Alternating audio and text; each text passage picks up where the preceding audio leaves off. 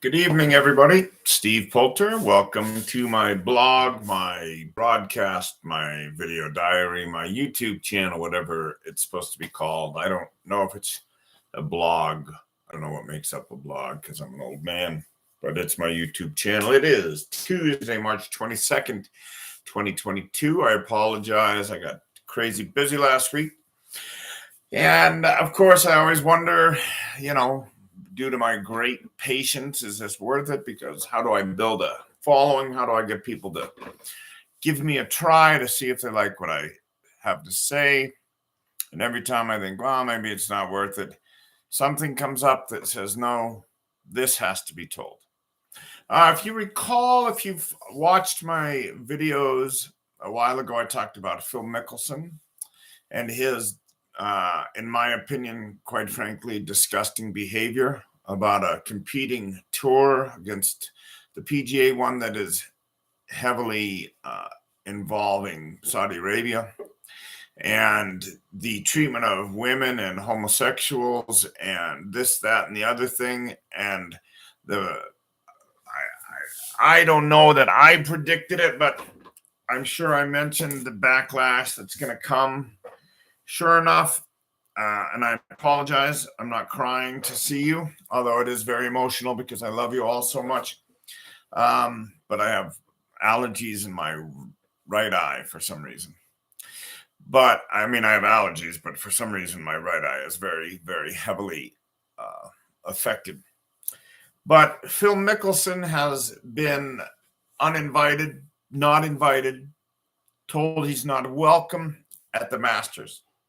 Of course, Phil has won the Masters a couple of times, and basically they're saying, we don't want you here. So what's interesting to me, I've spoken a few times in our time together about consequences to actions. We talked about that celebrity who had a wardrobe malfunction, and somebody got angry that we would talk about it. And I said, listen, she has every right in the world to do this, that, or the other thing, but don't be surprised if people want to talk about it. Same thing with Phil. He has every right in the world to associate himself with whatever disgusting group of people he wants to. He has every right in the world to try to get some more money because the 500 or 600 million that he's made so far in his career might not be enough. Times might get tough. But these people get surprised that there's consequences to our actions. I am a firm believer that we have our right, God-given right to do whatever we want in this world, but there's always a consequence to that action. For example, I don't care if you shoot heroin and eat dirt, but if nobody wants to hang out with you, don't be surprised. I don't want Phil Mickelson, no matter how wealthy he is, no matter how powerful he is, no matter how famous he is, to my house for dinner, because he would even consider doing business with these people. I don't want that girl, and I can't even remember her name, coming to dance at my house if she's not going to wear a bra, and wonder why we don't want to watch her. So that leads me to what we're going to talk about tonight. Deshaun Watson. Every time you think that the NFL cannot hit a lower low, they do. For those of you who may not know, Deshaun Watson is a quarterback in the National Football League, played for the Houston team, Houston Texans. However, has been accused by not one, not two, not three, not five, not 10, not 20, but over 20 women of sexual harassment, sexual assault, sexual misconduct, so on and so forth. And so because of the backlash from that, Houston, he couldn't play there. Now, playing in the National Football League is not a right. It is not a God-given right. It's not a right protected by the Constitution. It is a privilege. But for some reason, the owners in the NFL feel that it's okay because you haven't gone to prison over something that these 20 plus women must be conspiring and they're all making this up. And so not only was he traded to continue his career, but Deshaun Watson signed the largest guaranteed contract in the history of the NFL.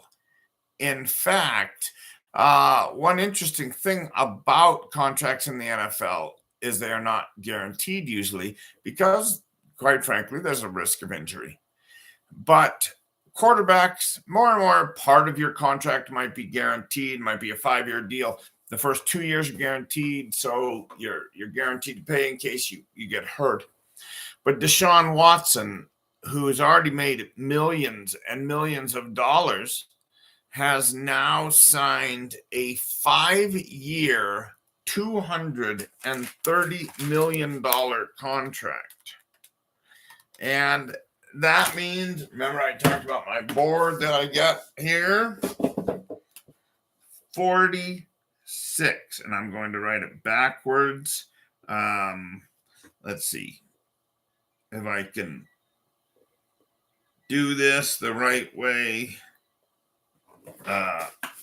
$46 million a year for the next 5 years.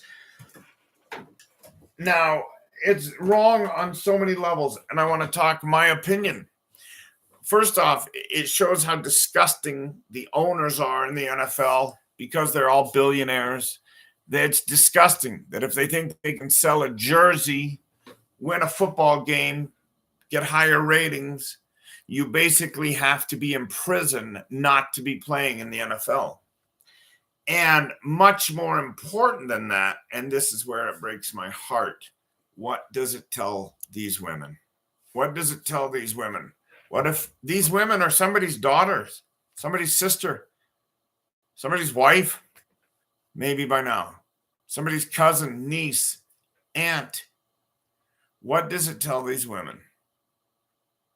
What is it going to happen? What's going to happen the next time a woman sexually assaulted by a player in the NFL?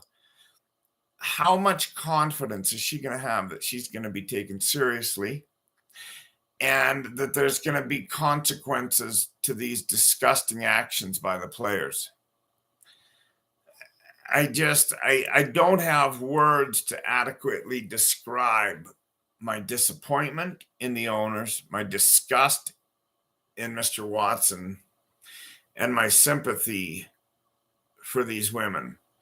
To women who are sexually assaulted, sexually harassed, please don't use this as a reason to quit complaining, to quit pressing charges, to quit pressing anything to hold people accountable if you are mistreated, harassed, assaulted, raped, anything.